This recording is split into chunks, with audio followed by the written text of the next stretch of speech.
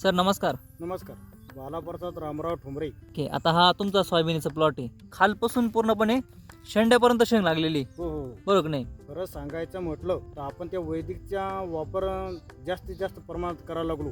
यांचा वापर केल्यामुळे रासायनिकपेक्षाही मला याच्यामध्ये डबलचा फरक वाटतो. पारंपरिक पद्धतीने सोयाबीनमध्ये किती उत्पादन काढता? उत्पादन मागच्या वर्षी रासायनिकमध्ये आपण काढलं होतं 13 कट्टे, म्हणजे 50-50 किलो, म्हणजे समज 6.5 ते 7 क्विंटल. 7 क्विंटल पर्यंत. आणि यावेळेस असं वाटतं की शेंगा पाहून सनी 14 क्विंटल निघाला पाहिजे, असा अंदाज. म्हणजे एकरी 14 क्विंटल पर्यंत. हो हो. ओके 14 तर जास्त होऊ शकतं, कमी नाही. ओके. आता जर बघायला गेलं प्रत्येक शेंग जे हा झाड आहेत शेंड्यापासून आणि खाली बुडापर्यंत बुडापर्यंत. शेंगा आहे.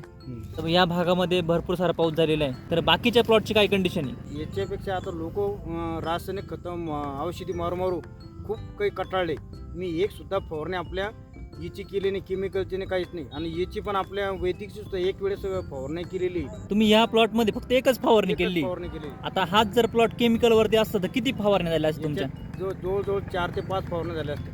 आणि तणनाशकचं सुद्धा आपण फवारणी केलेली नाही या ठिकाणी. म्हणजे कुठल्याही प्रकारचं तणनाशक नाही. हो, नाही. तरी भरपूर सारं तण जे आहेत हे कमी झालेले आहे. आणि तुम्ही सांगत होते मागच्या वर्षी भरपूर सारं तण होतं. मागच्या वर्षीची परिस्थिती अशी वेगळी होती, कारण की मी ते रासायनिक म्हणून कटाळून गेलो होतो. पण त्यावेळेस मी वैदिकचं ती माहिती भेटली, तिथून मी सुरुवात केली. माझं 4थं वर्ष चालू या ठिकाणी. Okay okay.